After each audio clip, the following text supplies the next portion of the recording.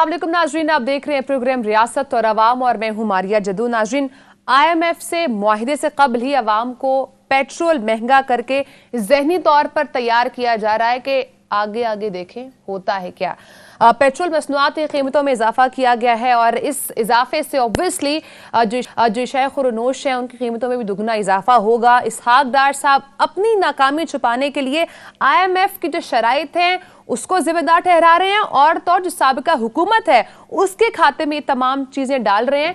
तो ऐसा करने से इसहाक डार साहब आप बरीउल जिम्मा नहीं हो सकते हैं। इसके साथ बात करेंगे जहां पर पेट्रोल की कीमतों में इजाफा हुआ, ऑब्वियसली अब उसके बाद बिजली गैस की कीमतों में इजाफा होगा, यानी कि अब इंसान रोटी नहीं खाएगा बल्कि रोटी इंसान को निकलेगी। सियासतदान एक दूसरे के खिलाफ सर पे कार तो हैं, लेकिन किसी को इस तमाम मौजूदा प्रॉब्लम का सिल्यूशन सिर्फ इलेक्शन दिखाई दे रहा है, तो कोई ये कह रहा है कि इलेक्शन से मजीद मसाइल पैदा हो सकते हैं, मजीद मसाइल जन्म ले सकते हैं। आखिर इस कश्मकश में कौमी और अवामी मसाइल बढ़ते जा रहे हैं और इसका जिम्मेदार एक दूसरे को ठहराने का सिलसिला थमने का नाम नहीं ले रहा। इस तमाम प्रॉब्लम का आखिर सल्यूशन क्या है और इसके हल के लिए अब क्या करना होगा और हमें इसके हल की तरफ बढ़ना होगा, वरना खुदा ना खास्ता कुछ शायद खोना भी पड़ जाए। प्रोग्राम का आगाज करूंगे इन सब टॉपिक्स से। मेरे साथ स्टूडियोज में मौजूद है सीनियर सहाफ़ी तज्जियाकार अनवर रजा साहब और हमें स्काइप के थ्रू ज्वाइन कर रहे हैं नाहिर मौशियात डॉक्टर फारूक सलीम साहब। सर बहुत शुक्रिया, आपने प्रोग्राम को टाइम दिया। सर मैं प्रोग्राम का आगाज आपसे ही करूंगी। ऑब्वियसली एक्सपेक्टेड था कि पेट्रोल की प्राइस बढ़ेगी, क्योंकि एक दो दिन पहले हमने देखा डॉलर की कीमतें बढ़ी और कुछ अरसे से ये भी बातें चल रही हैं कि खुदा ना खास्ता पाकिस्तान जो है वो डिफ़ॉल्ट होने के करीब भी है और फिर जो कि पाकिस्तान के पास पैसा भी ख़त्म हो रहा है और कहा यह जा रहा है कि अब पैसा मुल्क में मौजूद भी नहीं है। तो ये तो एक्सपेक्टेड था, लेकिन ऊपर से भी IMF के साथ जो शराइत है उनके बाद एक्सपेक्टेड ये है कि और भी महंगाई होगी। तो सर सबसे पहले तो मुझे ये बताएगा कि आवाम अपने आप को मेंटली रेडी कितना रखें, महंगाई हो कितनी सकती है आगे मजीद। देखिए, तेल के हवाले से तो अप्रैल में जब PDM की हुकूमत आई है उस वक्त $105 का बैरल आज में बिक रहा है। आज वो कीमत गिर के $85 बैरल पे पहुंच गई है, यानी कि आलमी मंडियों में तो तेल की कीमत 20% गिरी है अगर हम अप्रैल और जनवरी के दरमियान में देखें। अगर पिछले 3 महीनों के दरमियान देखें जो हमें अमूमन हुकूमत बताती है कि आज जो कीमत है बाजार में वो 3 महीने पहले का तेल खरीदा हुआ है, तो 3 महीने पहले नवंबर के महीने में $100 का बैरल था, आज $85 का बैरल है आलमी मंडी। तो 3 महीनों में 11% गिरी है। लेकिन पाकिस्तान के अंदर हमने देखा कि अभी 16% का जैक आया है। पहले 215 का था फी लीटर और अब 250 का किया गया है।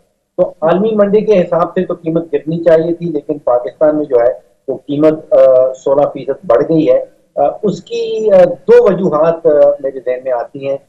एक वजह तो ये है कि टैक्सेस में इजाफा किया गया है। साल भर पहले जो 14 रुपए फी लीटर पेट्रोलियम लेवी की मद में लगाया गया था पेट्रोलियम प्रोडक्ट्स के ऊपर, अब वो 50 रुपए फी लीटर है। और इसी तरह रुपया जो है वो जैसे आपने कहा बड़ा ही तेजी से गिरा है और जैसे रुपया गिरता है तो फिर तेल की कीमत भी बढ़ जाती है। अब जब पेट्रोल और डीजल की कीमत बढ़ती है किसी भी मईशत के अंदर तो फिर उसके साथ हर चीज की कीमत बढ़ने लगती है। बिकॉज अब सब्जी ला रहे हैं, फार्म से मार्केट तक ला रहे हैं, तो पेट्रोल डीजल बढ़ा है तो उसकी जो कंपोनेंट है ट्रांसपोर्टेशन का वो भी बढ़ जाएगा। तो तकरीबन हर चीज जो है वो आप देखेंगे कि अगले चंद हफ्तों में पेट्रोल और डीजल की कीमतें बढ़ने के नतीजे में बढ़ने लगेंगी। अब ये कहाँ तक जाएगा महंगाई का जो मामला है, अभी हुकूमत हमें ये बता रही है कि उनका जो उनके अदाद व शुमार हैं वो 25% लगभग शराय अफराद ज़र की शरह चल रही है। अभी अगले चंद हफ्तों में मेरा खदशा ये है कि ये कहीं 35 या 40% तक पहुंच जाएगी। महंगाई मजीद बढ़ेगी क्योंकि आपने जैसे कहा कि पेट्रोल बढ़ गया है, बिजली अभी बढ़ानी है, शायद 7 या 8 रुपए फी यूनिट की बात हो रही है। गैस की प्राइसेस अभी बढ़नी है, वहां के कहीं 50% का इजाफे की बात हो रही है। फिर जिस रफ्तार से रुपया गिरा है तो आप सोचिए कि जितनी भी चीजें हम इंपोर्ट करते हैं चाहे वो गंदम हो, चाहे वो पेट्रोल डीजल हो, चाहे वो Obviously. अद्वियात हो, चाहे वो दालें हो, खाने बनाने का तेल हो, उन सब की कीमत बढ़ेगी। और मेरा खदशा ये है कि कहीं 35-40% डॉक्टर साहब ये फरमाइएगा कि जो पीडीएम की गवर्नमेंट है उन्हें बड़ा यकीन था, स्पेशली नवाज शरीफ साहब को, कि इसहाक डार साहब जब वतन वापस आएंगे तो वो डॉलर की कीमत को डॉलर को कंट्रोल करेंगे, महंगाई को कम करेंगे और उसके बाद नवाज शरीफ साहब वतन वापस आएंगे। लेकिन हमने देखा कि वो बिल्कुल उसके अपोजिट चल रहे हैं, महंगाई कंट्रोल नहीं कर पा रहे। शायद उनका जादुई जो शो था वो भी अब खत्म, इख्तिताम पजीर होता दिखाई दे रहा है। आप समझ रहे हैं कि इस सिचुएशन को अब कैसे हैंडल किया जा सकता है? अभी तो IMF का प्रोग्राम भी हमने साइन नहीं किया। देखिए, जो रुपया जिस तेजी से गिरा है वो तो बड़ा वाजे है कि 4-5 महीने जो माशी पॉलिसी अपनाई गई थी, जिस माशी पॉलिसी के नतीजे में रुपए की जो कदर है डॉलर के सामने, उसको बरकरार रखने का फैसला किया गया और वो मसनूई तरीके से उसको हमने बरकरार रखने का फैसला किया, या हुकूमत ने बरकरार रखने का फैसला किया। उस दौरान अगर आप देखिए कि डॉलर ने तकरीबन दुनिया की सभी करेंसी की पिटाई की। उसके दौरान जो बरतानिया का पाउंड है वो भी गिरा है, जापानीज येन भी गिरा है, यूरो भी गिरा है, लेकिन हमने मसनूई तरीके से अपने रुपए को रोक के रखा। और अब से 2-3 दिन से जिस रफ्तार से रुपया गिर रहा है, आप समझिए कि ये हम खमियाजा भुगत रहे हैं, ये एक कीमत चुकाना पड़ रही है और बहुत बड़ी कीमत चुकाना पड़ रही है उन पॉलिसीज की जो पिछले 4-5 महीने पहले बनाई गई। ठीक है, तो डॉक्टर साहब मैं ये भी थोड़ा सा एक मिसकंसेप्शन है, मैं उस पर भी क्लैरिटी चाहूंगी आपसे कि जब इसहाक डार साहब ने ऑब्वियसली प्राइजेस बढ़ाई तो उसमें उन्होंने ये तमाम का तमाम मलबा पिछली हुकूमत पर डाला है कि पिछली हुकूमत ने कुछ ऐसे काम किए हैं, कुछ ऐसी IMF के साथ शर्तें रखी हैं, उसके बाद ये हमें अभी इस वक्त महंगाई का खमियाजा भुगतना पड़ रहा है। आप क्या समझते हैं कि वाकई पिछली हुकूमत पर डालना दुरुस्त है या ये इस हुकूमत के अपना ही कारनामा है? देखिए, कुछ बात तो सच है, कुछ वजन है इस क्योंकि जो हमारे फॉरेन एक्सचेंज के रिजर्व हैं, जो ज़खायर हैं फॉरेन करेंसी के, वो अगस्त 2021 से गिरना शुरू हो गए। 2021 में अगस्त की 2021 में मुझे याद है कोई 20 अरब डॉलर के ज़खायर थे। फिर जब पीडीएम की हुकूमत आई तो उस वक्त 10 अरब डॉलर तक तो वो ऑलरेडी पहुंच गए। तो जो पैटर्न हम इकोनॉमिक्स में कहते हैं कि जो रुझान है करेंसी का गिरने का, वो रुझान तो 2021 अगस्त में, सितंबर में शुरू हो चुका था। लेकिन जो पॉलिसी बनाई गई है अक्टूबर के पहले हफ्ते में या सितंबर के आखिरी हफ्ते में, जिसमें मसनूई तरीके से रुपए को रोका गया है, वो इल्जाम जो है वो पहली वाली हुकूमत के ऊपर नहीं डाला जा सकता। अब एक रवायत है, एक सियासी बयानिया है, जो भी हुकूमत आती है वो पिछली वाली हुकूमत के ऊपर मलबा डालने की कोशिश करती है, और जो पिछली वाली हुकूमत है हमने देखा जो पीटीआई की हुकूमत है वो ये मलबा फौज के ऊपर डालने की कोशिश करती है, ये उनकी गलती। अब पीडीएम वाले डालेंगे पीटीआई के ऊपर, पीटीआई वाले कह रहे हैं कि ये एस्टेब्लिशमेंट का मसला था। असल मसला तो ये है कि पीटीआई की जो 44 महीने गुजरे हैं, आप उस दौरान समझिए कि 4 तो वज़राए खजाना तब्दील हुए हैं, कोई 6 या 7 के करीब एफबीआर के चेयरमैन तब्दील हुए, 4 दफा तो बोर्ड ऑफ इन्वेस्टमेंट का चेयरमैन तब्दील हुआ, और इंतजामी हवाले से आप देखें तो 7 या 8 दफा पंजाब का आईजी चेंज हुआ। तो ना पीटीआई के पास कोई टीम थी, और जब वो मईशत हवाले करके गए हैं पीडीएम के, तो आप सोचिए कि वो मईशत एक गहरी खाई में गिरी हुई, और वो अंग्रेजी में कहते हैं कि if you are in a ditch stop digging. इसका मतलब ये है कि अगर मईशत खाई के अंदर है तो आप खुदाई बंद कर। तो ये पीडीएम वालों ने खुदाई बंद नहीं की, इन्होंने मजीद खोदा। डॉक्टर साहब ये बताइएगा, एक सवाल आम आदमी के जहन में भी उभरता है और इस पर बड़ा कंसर्न भी है, वो बीइंग ए पाकिस्तानी, इसकी हकीकत बताइएगा कि क्या वाकई मुल्क डिफॉल्ट की तरफ बढ़ रहा है? देखिए, बदकिस्मती से इस वक्त पाकिस्तान के पास 2 चॉइसेस बची जी। एक रास्ता ये है कि आईएमएफ के प्रोग्राम का हिस्सा बन जाएं, और दूसरा रास्ता ये है कि आईएमएफ के बगैर काम चलाने की कोशिश की जाए। अगर तो आईएमएफ के बगैर कोई कोशिश की जाती है तो फिर तो खदशा जो है डिफॉल्ट का वो बहुत तेजी से बढ़ जाए। अगर आईएमएफ का हिस्सा हम बन जाते हैं जैसे कि IMF का मिशन आ रहा है, उसकी 2 या 3 बाकी शराइत रह गई हैं। अगर पाकिस्तान IMF के प्रोग्राम का हिस्सा वापस बन जाता है जी। तो फिर मैं समझता हूँ कि डिफॉल्ट का खतरा आप समझे कि खत्म है या टल गया है। लेकिन डॉक्टर साहब, जो IMF की आपने कंडीशन की बात की, वो तो हम देख रहे हैं जो हालात पैदा हो चुके हैं या किए गए हैं, तो लगता यही है कि हुकूमत IMF प्रोग्राम की तरफ ही बढ़ेगी। और दूसरा ये भी बताइएगा कि अब हुकूमत 200 अरब रुपए के नए टैक्सेस लगाने जा रही है, इससे आवाम पर कितना बोझ पड़ेगा? बिजली और गैस की कीमतों में इजाफा तो अपनी जगह पर। देखिए 5 बड़ी शराइत थी जिनके ऊपर ये ध्यान में रखिए कि जो मुआहिदा IMF के साथ पाकिस्तान की हुकूमत ने वजारत खजाना ने किया था, ये 2019 का मुआहिदा है जब PTI की हुकूमत थी। फिर हमने पिछले 5 सालों में ये देख लिया कि 6 वज़राए खजाना, अब ये कि 4 या 5 सालों में हमने 6 वज़राए खजाना बदला, 4 PTI की हुकूमत के दौरान और 2 PDM की हुकूमत के दौरान। जब एक नया वजीर खजाना आता है, वो हमें एक नई ट्रक की बत्ती के पीछे चला देता था और फिर IMF का प्रोग्राम जो है वो सस्पेंड हो जाता था। अब 5 मेजर शराइत जो है, उसमें एक जो सबसे बड़ी शर्त थी वो ये थी कि हकीकी जो कीमत है रुपए की वो लाई जाए, यानी कि मार्केट को इजाजत दी जाए कि वो रुपए और डॉलर की का तयन करे। वो हमने तकरीबन कर दिया है। अब वजारत खजाना ने, आप समझिए कि उस तरफ पहला कदम उठाया। दूसरा था कि पेट्रोल के ऊपर इजाफी टैक्स लगाया जाए, पेट्रोल की कीमतें बढ़ाई जाए, वो दूसरा कदम भी हमने उठा लिया है।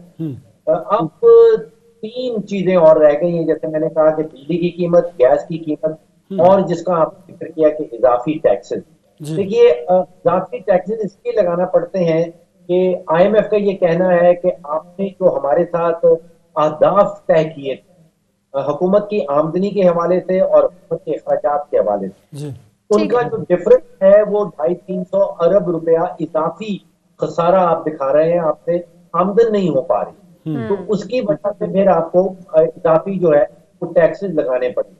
मेरा तखमीना है कि इब्तदाई तौर पे जो मिनी बजट की बात हो रही है उसमें 250 से 300 अरब के इजाफी टैक्सेस होंगे, शायद 600 अरब के टैक्सेस।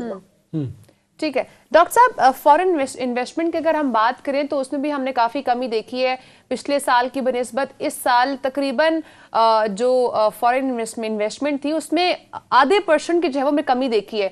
इसकी आप क्या वजह समझते हैं? क्या जो इस वक्त हमारी हुकूमत है वो अनस्टेबल है, उसकी वजह से फॉरेन इन्वेस्टमेंट में कमी है, या वजह कुछ और है?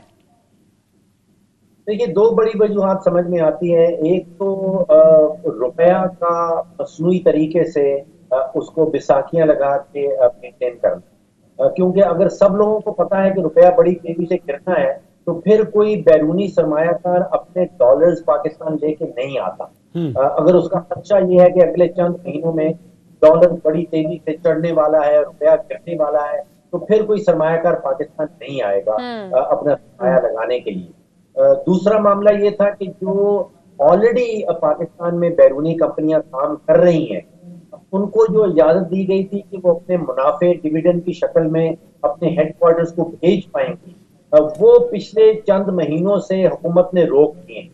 लगभग 2 अरब डॉलर के ऐसे डिविडेंड्स हैं जो बैरूनी कंपनियों ने यहाँ मुनाफा कमाया है, जिसमें एयरलाइन कंपनी भी शामिल है, उनको इजाजत नहीं दी जा रही कि वो अपने मुनाफे वापस अपने हेडक्वार्टर भेज पाए। तो जो कंपनी आती है वो आप देखिए माल बनाने आती है, वो कोई किसी की वेलफेयर के लिए तो नहीं आती। अगर पुरानी कंपनी जो है वो अपने मुनाफे वापस नहीं भेज पा रही तो फिर बड़ा मुश्किल है नई कंपनीज को कन्विंस करना कि वो पाकिस्तान में आए और सरमायाकारी करें। डॉक्टर साहब, हमें लास्टली ये फरमाइएगा कि आखिर इस सारी सूरत से निकलने के लिए हमारे पास सोल्यूशन क्या है, वे फॉरवर्ड क्या है? देखिए ये वे फॉरवर्ड का अनवर साहब हमेशा मामला सामने आता है। जिस चौराहे पे, जिस खाई में इस वक्त हमारी मईशत गिरी है, ये कोई पिछले 5-6 महीने या साल का खेल नहीं है। ये पिछले 25-30 सालों से हम देख रहे हैं कि हर जून के महीने में हमारा एक खजाना असेंबली में खड़ा होता है और हमें बताता है कि इस साल हमारा बजट का खसारा जो है वो 3000 अरब का होगा। फिर अगले वजीर खजाना साहब बताते हैं कि वो 5000 अरब का होगा। इसी तरह हमने देखा कि अगस्त अप्रैल 2022 में जब पीडीएम की हुकूमत आई तो पीटीआई को 45 अरब डॉलर का तिजारती खसारा छोड़ के जा रही थी। अब ये खसारे जो हैं इनकी तारीख 25-30 सालों की है।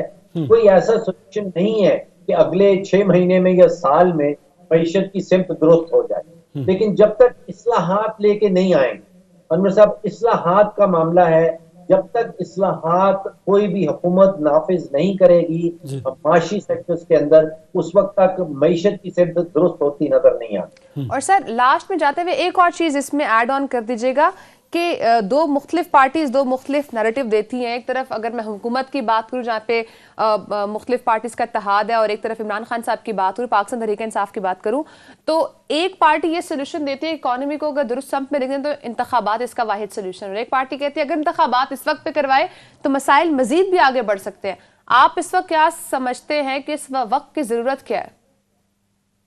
देखिए, जो माशी प्रॉब्लम इस वक्त मुल्क को पेश है, सबसे बड़ा महंगाई का इशू है 23 करोड़ पाकिस्तानियों के लिए, और रियासत का सबसे बड़ा इशू है डॉलर्स का एक संगीन खतरनाक किस्म का फुकदान।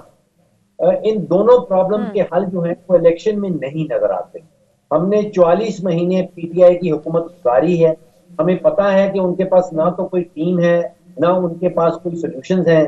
अब पिछले अप्रैल से हमने देखा है कि जो पीडीएम की टीम है वो भी कोई खातिर खा मईशत के हवाले से नताइज सामने नहीं ला रहे। तो मईशत के जो प्रॉब्लम्स हैं उनका हल मुझे इलेक्शंस के अंदर नजर नहीं आता। अच्छा, ठीक है, मतलब वेरी इंपॉर्टेंट कि आप ये समझते हैं कि इस वक्त इकोनॉमी की जो सिमत है उसके लिए इस्लाहात जरूरी है रादर देन कि हम इंतखाबात की तरफ जाएं।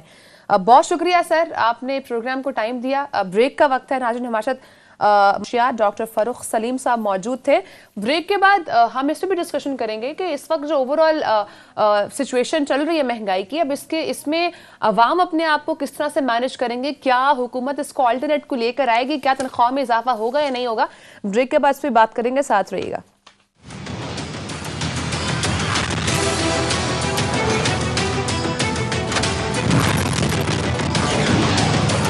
वेलकम बैक नाज़रीन, हम ब्रेक पर जाने से पहले बात करते इस वक्त जो बढ़ती महंगाई है उसके हवाले से, और इस वक्त जो पाकिस्तान की पॉलिटिक्स है उसके ऊपर सोल्यूशन दिया यही जा रहा था, और खासकर जो इस वक्त महंगाई बढ़ रही है, मुल्क अपने ट्रैक पे नहीं है।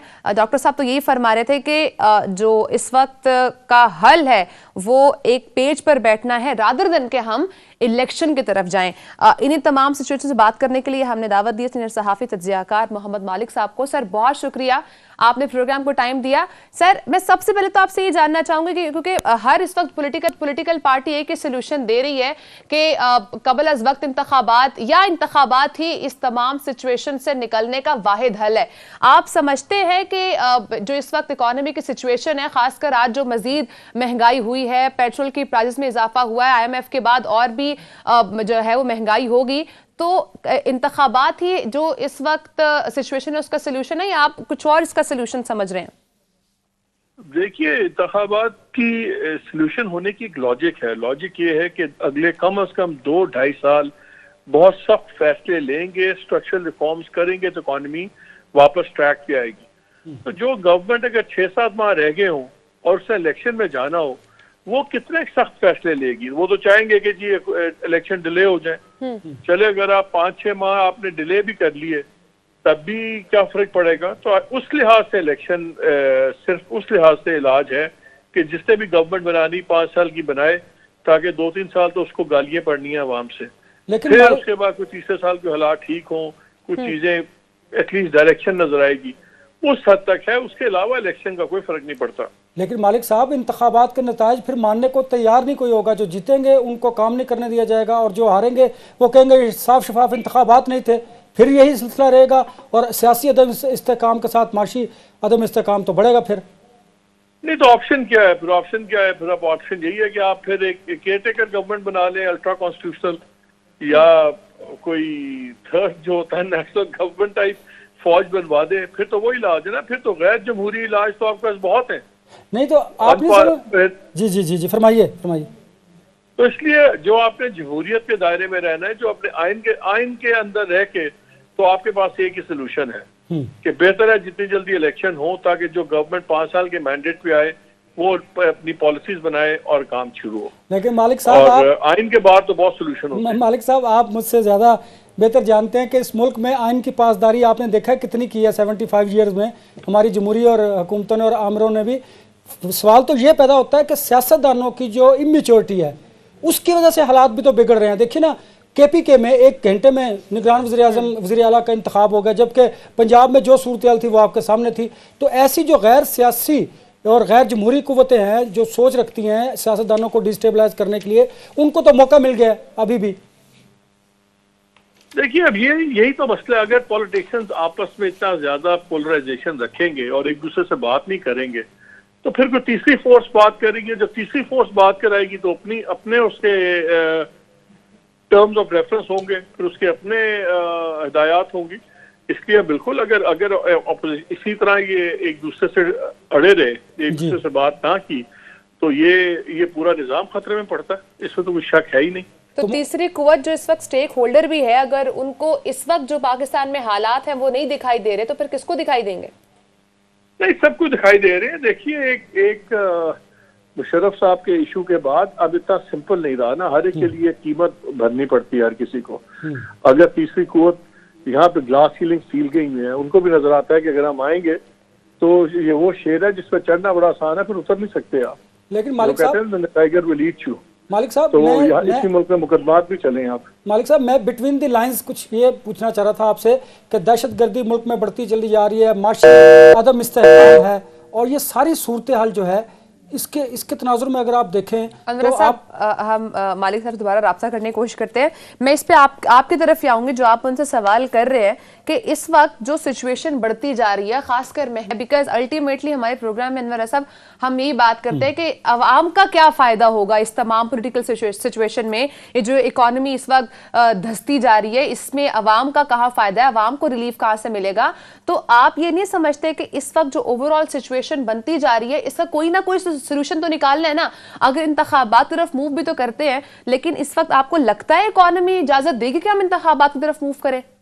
देखिए, इस वक्त जो सूरत हाल है वो सबसे पहले सियासतदानों को समझने की ज़रूरत है कि उन्हें कौमी और अवामी मसाइल के हल के लिए आपको संजीदगी से मुज़ाकरात की मेज़ पर आना पड़ेगा, पहली बात। दूसरी बात यह है कि इकॉनमी के बेहतर करने के लिए जब सियासी इस्तेहकाम होगा तो फिर आपको इंतजामी जो मैनेजमेंट है वो भी आप बेहतर तरीके से कर सकेंगे। तीसरी बात यह है कि पाकिस्तान में बैठे जो सियासतदान हैं उनके जब स्टेटमेंट्स आते हैं तो जो दायरे गैर में लोग बैठे हैं, जो आपके फॉरेन इन्वेस्टर्स हैं, वो पाकिस्तान में इन्वेस्टमेंट नहीं करते। चौथी बात यह है कि आपके अपने हमसाया ममालिक के साथ जो ताल्लुकात हैं उनको अब आपको बेहतर ताल्लुकात को मज़ीद बेहतर करना है और उनसे मदद लेनी है ताकि आप अपनी इकॉनमी को बेहतर कर सकें। IMF के प्रोग्राम में अगर आप जाएंगे तो डेफिनेटली आपको बिजली गैस की कीमतों में इजाफा करना पड़ेगा, पेट्रोलियम प्राइसेस बढ़ानी पड़ेंगी, उससे महंगाई की एक शदीद लहर फिर आएगी जिससे अवाम इफेक्ट होंगे। इस्तेहकाम आपको नहीं लगता कि और मजीद बढ़ता दिखाई देगा? क्योंकि अगर महंगाई होती है तो जो इस वक्त मौजूदा हुकूमत है, तहादी हुकूमत है, वो तो कभी इलेक्शन वक्त पर नहीं जाएगी, बिकॉज इलेक्शन की तरफ तो तभी मूव करेंगे जब अवाम को कोई रिलीफ देंगे। तो जब वो इस चीज को रोकने की कोशिश करेंगे, पाकिस्तान तरीके इंसाफ इलेक्शन की तरफ जाएगी, तो ये तो एक क्योस बढ़ता नजर आ रहा है। बिल्कुल ऐसा ही है। आप देखिए कि अगर सियासी इस्तेहकाम नहीं होगा और एक दूसरे पर इल्ज़ामात लगाए जाएंगे और इल्ज़ामात की वजह से आप देखिए कि सियासी अदम इस्तेहकाम में मज़ीद इजाफा होगा। हाँ, PDM की हुकूमत क्यों चाहेगी कि वक्त पर इंतखाबात हों? क्योंकि उन्होंने अभी तक डिलीवर नहीं किया। एक उम्मीद थी कि इसहाक डार साहब आएंगे, डॉलर भी रुकेगा और महंगाई में भी कुछ ना कुछ कमी ज़रूर आएगी। उसके बाद मरियम जब आएंगी तो वो एक मोमेंटम बनाएंगी और जो नुकसान मुस्लिम लीग नून को हुआ है उसको किसी न किसी हद तक कम किया जाएगा। उसके बाद जब इंतखाबात की तरफ बढ़ेंगे तो नवाज शरीफ साहब इस मुल्क में वापस आएंगे तो वो अपनी जो जमात है उसकी पोजीशन को बेहतर कर सकेंगे और मुमकिन है कि वो आम इंतखाबात में वो रिजल्ट्स जो अगर पोजीशन ठीक हो भी जाती है अनवर साहब, लेकिन जब तक जमात, अब अवाम समझदार हो चुकी है, जब तक जमात परफॉर्म नहीं करेगी तब तक तो मैं वही आपसे अर्ज कर रहा हूँ ना कि देखिए इसीलिए इसहाक डार साहब आए कि वो इकोनॉमी की सूरत को बेहतर कर सकेंगे। अनफॉर्चुनेटली वो नहीं कर सके। अब मरियम आई है, मरियम इकोनॉमी को तो बेहतर नहीं कर सकती, हाँ वो अपनी पार्टी की पोजीशन को कुछ बेहतर कर सकती हैं। अब उसके बाद अगर नवाज शरीफ साहब आते हैं तो फिर पार्टी की जो पोजीशन है वो बेहतर हो सकती है। लेकिन इन तमाम चीज़ों को कतई नज़र आप ये देखिए कि PDM में जो शामिल इत्तेहादी जमातें हैं, मखलूत हुकूमत है, उनमें इस वक्त जो लूज़र हैं सबसे ज़्यादा वो है पाकिस्तान मुस्लिम लीग नून, क्योंकि वो फ्रंट सीट पर बैठे हैं, ड्राइविंग सीट पर वो हैं। इसमें सबसे ज़्यादा मेरे ख्याल में जो फायदा हो रहा है वो इस वक्त पाकिस्तान पीपल्स पार्टी को हो रहा है और नुकसान नून लीग को हो रहा है। चलिए आम इंतखाबात की बात कर रहे हैं, हल कैसे होगा? अगर आम इंतखाबात ही मसाइल का हल है तो फिर जब इंतखाबात होंगे तो उसके नतीजे में आप देखिएगा हारने वाले लोग इस इंतखाबात के नताइज को तस्लीम नहीं करेंगे और जो गवर्नमेंट बना सकेंगे मिल के वो भी मुझे लगता है कि जो हालात हैं मिलजुली हुकूमत ही होगी तो उससे फिर आप देखिए कैसे वो रन कर सकेंगे, क्योंकि अपोजिशन जो होगी वो उनको काम ही नहीं आगे आने वाली करने हुकूमत भी आपको लग नहीं रहा कि वो एक पूरी प्रॉपर नहीं जी नहीं, वो बिल्कुल नजर आ रहा है किसी को कोई 2/3 अक्सरियत नहीं मिलेगी। आप इसी तरह इत्तेहाद के साथ ही मखलूत हुकूमत बनाएंगे और ये उन लोगों को ताकतवर हल्कों को सूट भी करता है कि और फिर मैं इसमें समझता हूँ कि उनसे ज्यादा सियासतदानों की गलतियां हैं कि सियासतदान माजी से सीखते नहीं है, अब भी वही रविश इख्तियार की हुई है जो माजी में थी। देखिए खान साहब को भी गैर सियासी और गैर जमहूरी सोच को खत्म कर देना चाहिए। उन्होंने केपी के और पंजाब की जो असम्बली है उसको तहलील किया, उसके नतीजे में वो सियासी मुश्किलात का शिकार हुए हैं और उसका नतीजा आपके सामने है। लेकिन गिरफ्तारियां भी हो रही हैं, खान साहब की भी गिरफ्तारी का भी इम्कान है। जो भी एक्शन या जो भी सोल्यूशन इस वक्त वो ले रहे हैं या जो भी इस वक्त वो फैसले कर रहे हैं उसका अल्टीमेट फायदा पाकिस्तान को होगा, पाकिस्तान की आवाम को होगा। वो आएंगे और आवाम को रिलीफ देंगे। बट डॉक्टर साहब ये कह रहे थे, डॉक्टर फरूख सलीम साहब, के जब तक इस्लाहात नहीं होंगी तब तक रिलीफ नहीं मिल सकता। इस पर अनवर साहब मैं ब्रेक के बाद आपसे कॉमेंट लूंगी। नाज़रीन देगा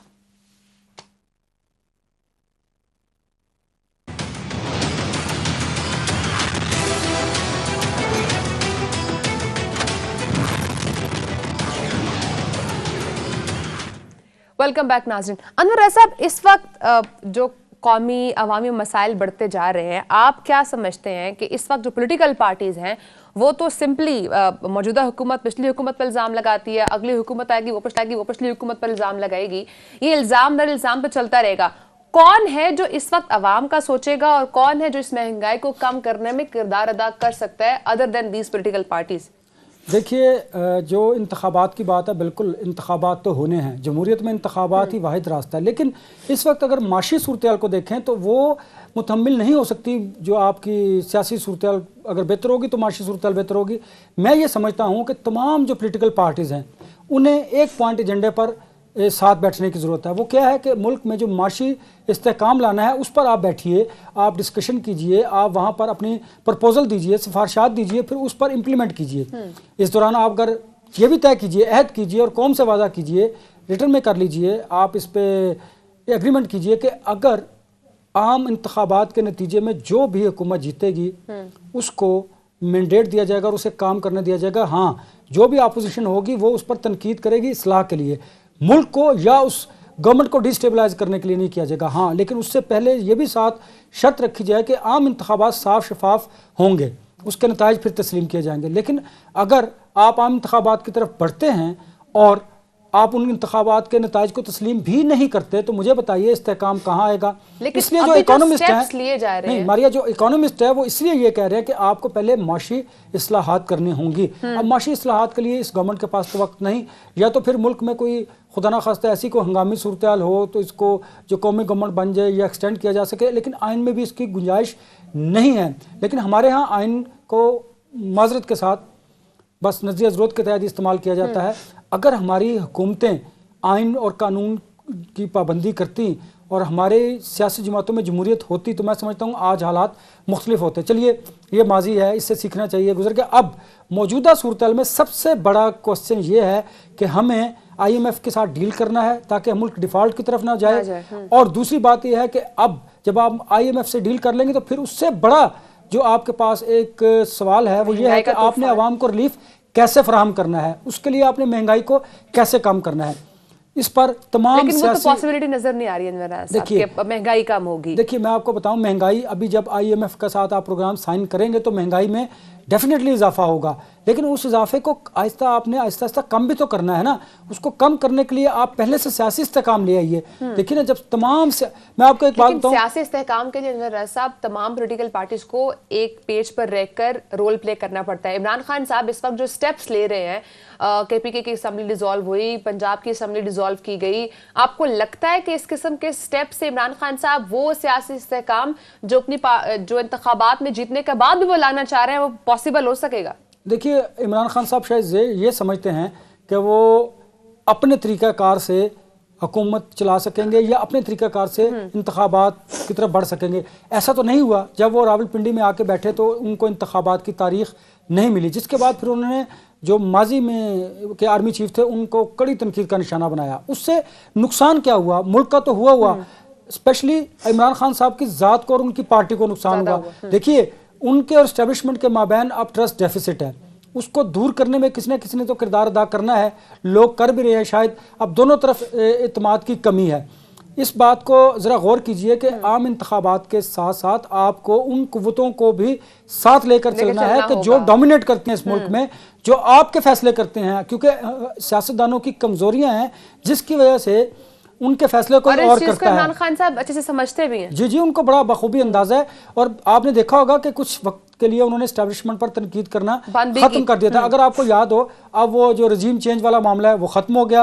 अगर आपको याद हो, अमेरिका ने जो रजीम चेंज में शामिल थी वो भी बयानिया खत्म हो गया। अब क्या है कि अब आम इंतखाबात की बात है। ठीक है, सियासी जमातों का हक है, वो इसका मुतालबा भी करते हैं कि आम इंतखाबात करवाए जाएं, लेकिन आम इंतखाबात से कबल आपको सियासी इस्तेहकाम लाना पड़ेगा और आपको कुछ मुआहदे करने होंगे। आपको साफ शफाफ इंतखाबात के लिए काम करना होगा, आपको इंतखाबी इस्लाहात करनी होंगी, फिर उसके बाद आपको जो भी नताइज होंगे उनको तस्लीम करना होगा। आप 5 साल दे दीजिए ना, जो भी गवर्नमेंट आएगी, लेकिन उससे पहले इंश्योर कीजिए कि आम इंतखाबात साफ शफाफ। आप उसके लिए इस्टेब्लिशमेंट से बात कीजिए, उसके लिए इदारों के साथ जाइए कि हमें आम इंतखाबात साफ शफाफ चाहिए, उसमें आपके किरदार की ज़रूरत है। देखिए, अगर आपने किसी का रोल कम करना है तो उसका कोई तरीकाकार में, इस तरह नहीं हो सकता कि आप यकजुम्बिश कलम या किसी को दीवार के साथ लगा दें। कमीशन के ऊपर भी तो इमरान खान साहब का, देखिए, ये बड़ा इंपॉर्टेंट क्वेश्चन है कि आप उन्हीं से इंसाफ की तवक्को करेंगे जिनको आपने उस तनकीद का निशाना बनाया और जो आपकी तनकीद की जद में रहे, उन्हीं से आप कह रहे हैं कि इंतखाबात उनके नीचे होंगे और फिर आप उनके रिजल्ट को क्या तस्लीम कर लेंगे। ये भी सवाल अपनी जगह पर मौजूद है। और दूसरा, फिर ये बड़ी इंपॉर्टेंट बात है कि जब PDM की 13 जमातों ने इस हुकूमत में आई, उस वक्त वाकई उन्होंने मुल्क के लिए मुश्किल फैसला किया, उनको सियासी तौर पर उसका नुकसान हुआ है। देखिए, इमरान खान साहब ने गेन किया और उन 13 जमातों ने लूज़ किया है। किसके लिए लूज़ किया? इस मुल्क की खातिर लूज़ किया। अब वो चाहते ये है कि उन्हें कुछ टाइम मिले, स्पेस मिले, ताकि वो आवाम को रिलीफ दें और जब वो आम इंतखाबात में जाएं तो जो उनकी तवक्कुआत हैं कि इंतखाबात में वो नताइज हासिल कर सकें, वो भी उसके लिए काम कर रहे हैं। शायद यही वजह है कि वो भी इमरान खान साहब के इस मुतालबे पर कान नहीं धर रहे और इसी वजह से सियासी अदम इस्तेहकाम बढ़ता चला जा रहा है। ठीक है, लेकिन आपने जब ये बात की अनवर रज़ा साहब, इसमें क्वेश्चन रेज होता है। आपने कहा ये जो तमाम इत्तेहादी जमातें, इन्होंने मुल्क के लिए जो है वो सख्त फैसले लिए हैं, लेकिन आप नहीं समझते कि जो हुकूमत चल रही थी उसको चलते देना चाहिए था? वक्त पर आम इंतखाबात हो जाते तो आज सिचुएशन थोड़ी बेहतर होती। देखिए मारिया, उस वक्त सबका ख्याल यही था, तजियाकार भी यही कहते थे, इकोनॉमिस्ट भी, पॉलिटिशियन भी यही कहते थे, मीडिया भी यही कहती थी कि अगर इमरान खान साहब की हुकूमत को 5 साल पूरे करने दिए जाते तो वो अपने वजन के नीचे खुद दब जाते। अब उन्हें रिलीफ मिल गया है और वो जो तमाम बुराइयां हैं वो अब PDM की हुकूमत के साथ आ रही हैं।